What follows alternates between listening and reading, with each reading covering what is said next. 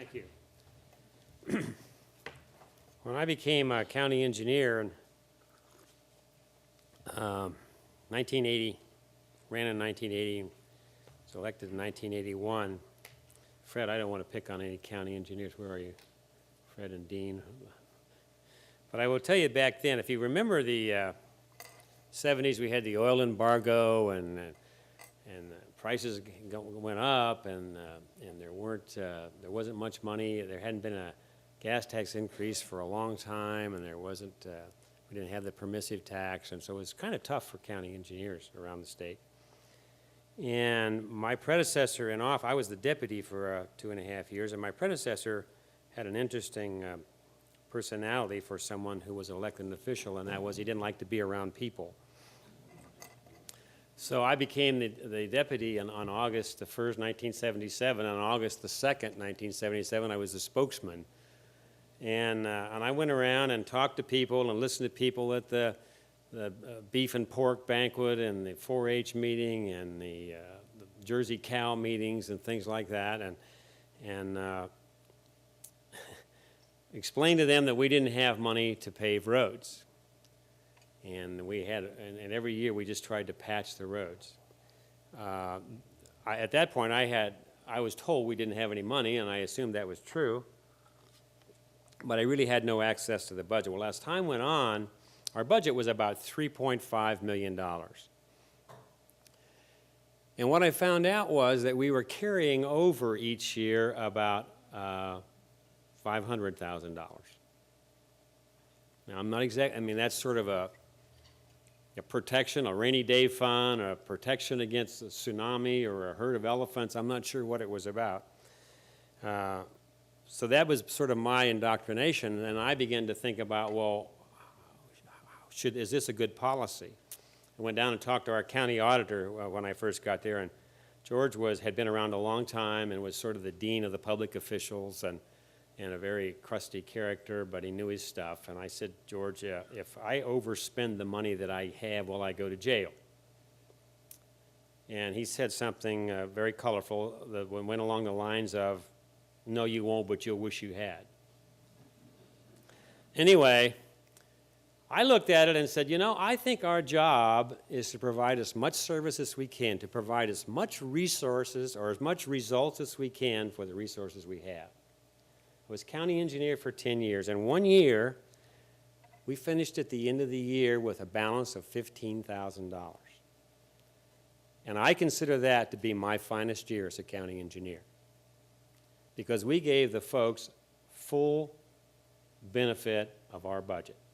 Cleaning the ditches, mowing the grass, plowing the snow, paving the roads, fixing the bridges. We went to work. We didn't waste money, but we got a lot of work done. So that's sort of the philosophy that we're talking about here. How can we give the people the best possible return on investment? How can we turn resources into results? Now, ODOT is a $2.8 billion enterprise. We need to produce and we need to deliver.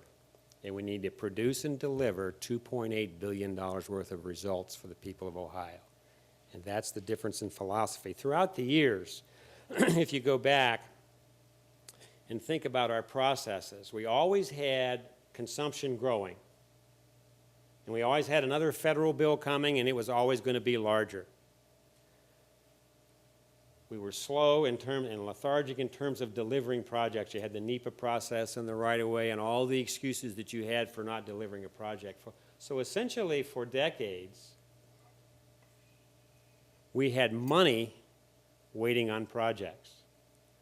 Good friend Chris Runyon was one of our assistant directors at the time. He told me this. I think he was an area engineer back in the 90s, and I was asking him about how we set our priorities and our projects and how do we get things done. And Chris said, we have the hay wagon system at ODOT. And I said, what do you mean, the hay wagon system? He said, well, we just keep dumping projects on the wagon like a bale of hay. And we drive it down the road. And every once in a while, a bale falls off, and that's the one we build. What we need is to reverse that. We need to reverse that, and we need to have projects waiting on money. See the difference? We had money waiting on projects. We need to have projects waiting on money. We need to get aggressive and get these projects ready to go. I happen to believe that if we are able to do that, if we can say to the people in Cleveland, we can build the opportunity corridor, we can break ground next spring, but we need a funding package, that they'll step up to the plate and help us get that done. If we say to the people in Cincinnati, the Martin Luther King interchange is ready to go, but we're short the funding, they'll step up to the plate and help us get it done. Look at the options we have. We have state money, federal money, local money, port authorities, MPOs. MPOs carry over $100 million every year in Ohio. We have transportation improvement districts, federal TIFIA loans, state infrastructure bank, Ohio Public Works Commission. We have development money. We have lots of tools. We have tolls. We have 3Ps, public-private partnerships. We have a lot of tools in our toolbox. We need to get the projects ready and then find a way to finance them. It's also going to require us, back in January when we announced our list, I had a hard time. I remember talking with Bob Vitale from the dispatch quite a bit and some other folks about explaining that this was not a priority list, it was a funding list. And when you don't have the money to do it, it is a funding list. Well, what's going to happen if we begin to get more money and we get these projects ready? And we have to make choices. Then we are going to have priorities, right? We're going to have to determine what happens if Opportunity Corridor is ready to go and Martin Luther King's ready to go and we only have money for one of them. The Department of Transportation is going to have to make the decisions. That's what we're here for, and I'd hate to think that after all these years of being in business, we couldn't figure out how to decide what needs to be done. In 1991, I became director, and shortly after that, I'm from Newark, Ohio, and running through Newark, Ohio is State Route 16. And shortly after I became director, ODOT led a project. I think it was the next spring. ODOT led a project. 16 was in terrible shape. The bridge decks were bad and needed paving. We led a project to completely rehab State Route 16 through Newark to the east end. So I've just been director for a little over a year, and there's this project fixing the road in my hometown. So I began to have people at the golf course and at church and stopping me in the restaurant saying, man, you're taking care of the hometown. Whoops. You're taking care of us. We appreciate that. We really like, boy, we're glad you're director.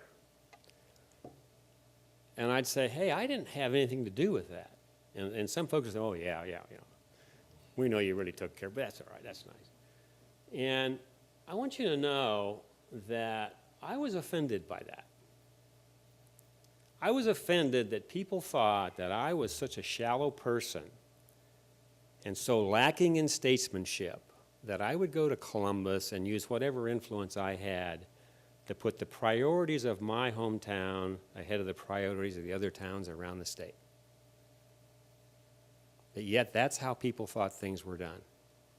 I had one friend, he was a very good friend, and we were talking. I said, Neil, I didn't have anything to do with that. He looked at me and he said, well, don't be stupid, take credit for it anyway.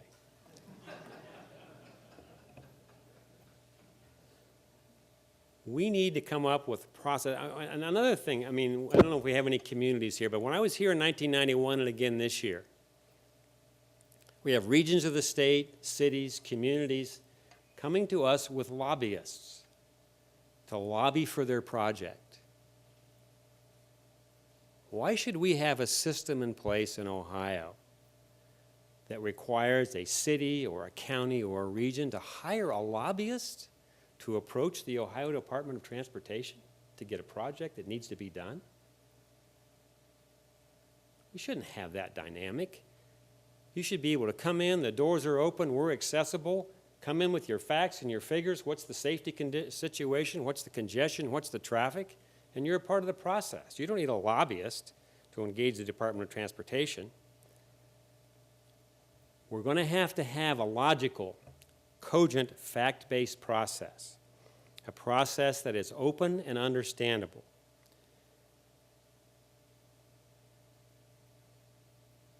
That you can understand and that you can not only know that we're setting the priorities, but that you know how we're setting the priorities.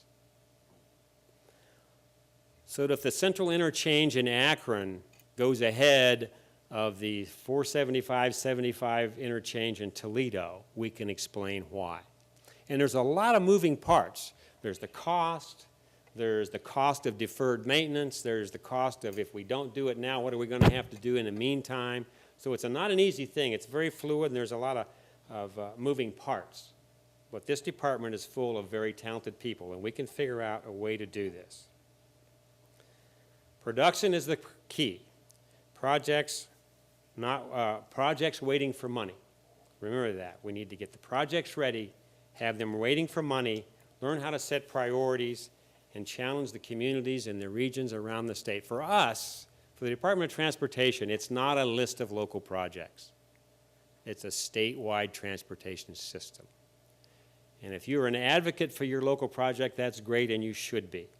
But the Department of Transportation should be looking at a statewide transportation system. I can tell you it's exciting and it's a challenging time to be the director of the Ohio Department of Transportation. We have billions of dollars in shortfall. We've taken on a tough job.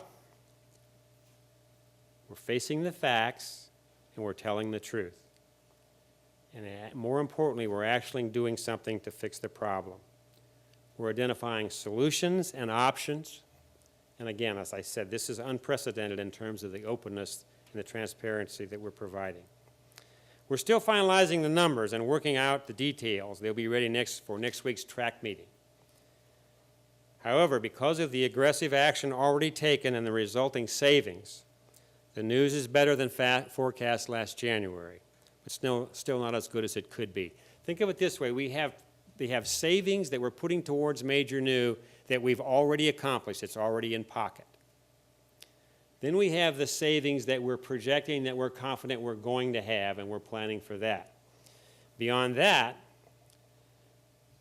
there's the revenue and the savings that might be realized once we go to the marketplace with interchanges or sponsorships and the other things that we have going on. When we put the list out next week, there will still be projects that are delayed. But you have our word, we will continue to find efficiencies, be innovative, and most importantly, continue to be upfront and honest about our financial situation. Over 400 years ago, Queen Elizabeth I asked Sir Francis Bacon to identify the most significant key to greatness for a nation. Bacon was the most renowned philosopher, statesman, and writer of his time, and his response was this: easy conveyance of men and goods from place to place. Easy conveyance of men and goods from place to place.